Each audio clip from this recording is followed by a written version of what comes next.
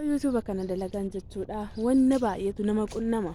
Dhugaa dubbachuuf yoo ta'e madaamii wajjin wal qoruutu jira. Akkasumallee ijoollee Itoophiyaa mana keessa jiraachuu danda'u. Even jechuudha. Adaanichi kun akkamiin akka isheen hojjetaa turte soo argitanii jechuudha. Dhugaa nama boochisa. Dhugaa waaqayyo dubbachuuf baay'ee tokko nama gaddisiisa, nama boochisa jechuudha. Maaliif nuti warri lammii tokko, nuti warri afaan tokko dubbannu waliif yaannu, waliin jajjabeessinu, waliin deeggarru jechuudha. Guddina waliis hin jaalannu. Maaliif akka ta'e anaaf gaaffiidha. Ijoollee wajjin osoo walitti bu'anii, madaamii faana osoo walitti bu'anii sababa yuutuubaatiin jechuudha. Sadarkaa kana geessee jirta. Lafa kaateessitu beeka. Haala kamiinis akka as geesse suma mataa keetu beeka waan ta'eef egaa jabaachuun immoo dirqama kan keetiin siin jedha lubbiyyeetiyya. Maaliif ilmi namaa tokko gaafa waan tokko dalagu jechuudha kaayyoof karoora qaba. Karoora isaa kana galmaan gahachuuf immoo maal gochuu qaba?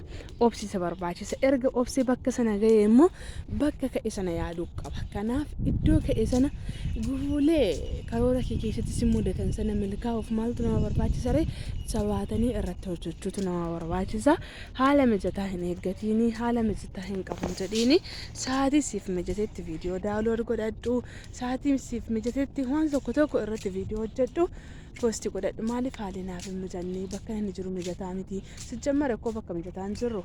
Biyya ormaa keessa jirra, gola haadha ormaa keessa jirra. Tuyyuu deeme immoo ilmi namaa kun macheem haala mijataa keessa hin jiraatu. Inni biyya isaa keessa jiru jechuudha. Addunyaan kun jechuudha guyyaa tokko haala mijataa keessatti argachuu hin dandeenye jechuudha.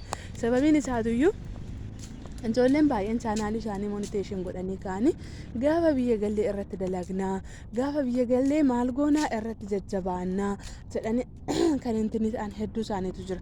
Garuu no miti jechuudha. Biyya gaafa gallees haalli nuuf hin mijatu. Addunyaan kun buburreedha jechuudha.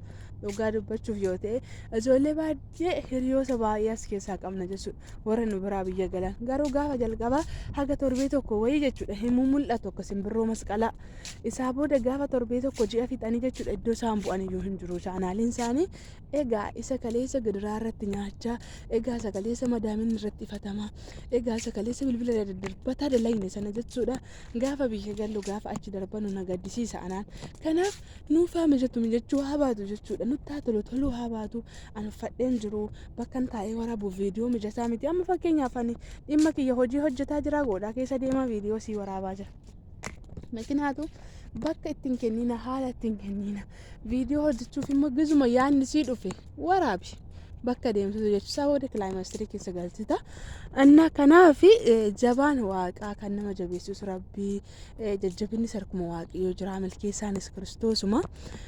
Hunduma durayyuu waaqayyo bagasi milkeesse milkaa'eera jettee immoo rafuu osoo hin taane namoota baay'eetu milkaa'ee keessa rafa waan ta'eef irratti hojjedhu abdii hin kutatiin. YouTube'n doolaara dalagaa hin jiru jettanii chaanaalii keessan hin dadhabsiisina. Guyyaa tokko wayiitu dhufa. Wanti itti dadhabne wayii tokko jechuudha. Dhugaa wanti dadhabbii qabu tokko jechuudha. Dhugaa guyyaa tokko iddoo firiin argin hafnee hin beeknu jechuudha. Kanallee jechuudha jechuun amma YouTube kana social media irratti hin hordofu si dhugaa dubbachuuf yoo ta'e ani maalummaa YouTube illee hin beeku ture dhugaadha.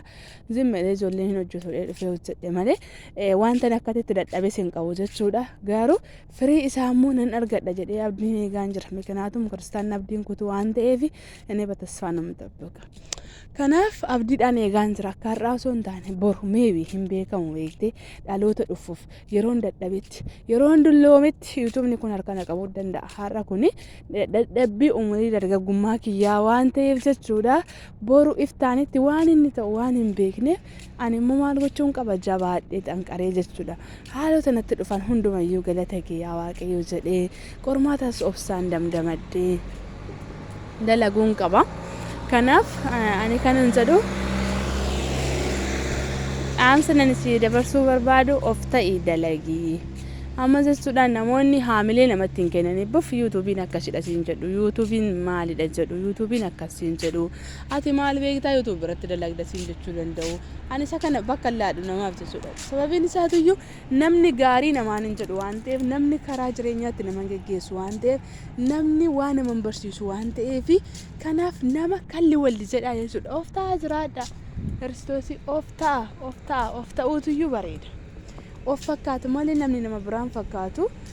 Namni karaa ofii yaadee deema malee karaa namni biraa yaade sanarra hin deemu. Namni sammuu namaa ta'uu hin danda'u jechuudha. Kanaaf jechoonni garaa garaa duubatti si deebisuu danda'u. Dubbii namaa dubbatamee duubatti si deebisuu danda'a. Mufiin ijoollee duubatti si deebisuu danda'a. Isa kana ati maal gochuu qabdi? Dantaa hin godhatin kalli wallee jechuudha.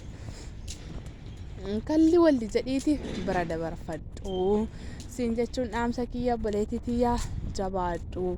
Gammachuun kan kee daangaa hin godhatini. Obboleewwan kiyya warri ishee bira jirtanis warri ganaa kiroomii keessa jirtan hundi keessaniyyuu waaqayyo akkasumas naa milkeessuu jabaadhaa obsa godhadhaa. Wanti qormaata qabu firiin isaa ni nyaatama. Milkaa'ina qaba waan ta'eef har'a osoo hin taane gaafa firii isaa ijaan arginutu jira. Jajjabaadhaa wal jajjabeessaa viidiyoo walii daawwadhaa sa'aatii firii taatanitti sa'aatii isiniif mijateetu kenna. Diraamoti sa'aatii isinii mijatee namni viidiyoo gadhiifatee firii taatanii jirtanitti viidiyoo walii daawwadhaa wal jajjabeessaa. Guyyaa gaarii qabaadhaa. Ana biratti guyyaadha sa'aatiin kun amma reef bari'a jechuudha. Subiidha kinoo biiftuun ba'aa jirti. Warri isin biratti galgala ta'es warri isin biratti ganama ta'es ani hin beeku. Sa'aatii hordofaa jirtanitti akkuma akka keessanitti yeroo gaarii qabaadhaa. Guyyaan kun guyyaa gammachuu, guyyaa milkaa'inaa, guyyaa hojiin sin jalaa hiiku, guyyaa waan itti yaaddan argattan, guyyaa itti gammaddan isiniif haa ta'uun isiniin jedha obboleewwan kiyya. Egaa gara manaatti galuutti jira waan ta'eef nagaan naa oolaa. Guddaa galatoomaa. Sa'aatii keessan aarsaa gootanii warri na hordofaa turtan galatoomaa ulfaadhaa. Hedduun isin jaalladhaa. Yoon dogoggoree ta'e sanduuqa koomentii keessatti yaada dogoggora kiyyaa naa barreessuu hin dagatinaa. Isiniin jedha hiriyaa ofii jechuun daawwitii ofii waan ta'e isin immoo warri viidiyoo keenya hordofaa jirtan daawwitoota keenya waan taataniif isin keessatti of ilaallaa gaafan jedhu koomentiin keessa nama jabeessallee nama laaffisallee jechuudha.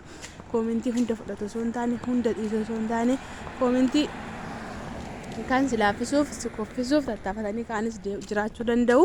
Isaan kana osoo hin taane ijoollee jajjabina sii kennanii fi ijoollee koomentii yaada kee irratti si godhan mara wal bira qabanii cuunfanii keessa tokko miidiyeemii irratti hojjetama waan ta'eef koomentii gochuu hin dagatinaa. Nama jajjabeessaa.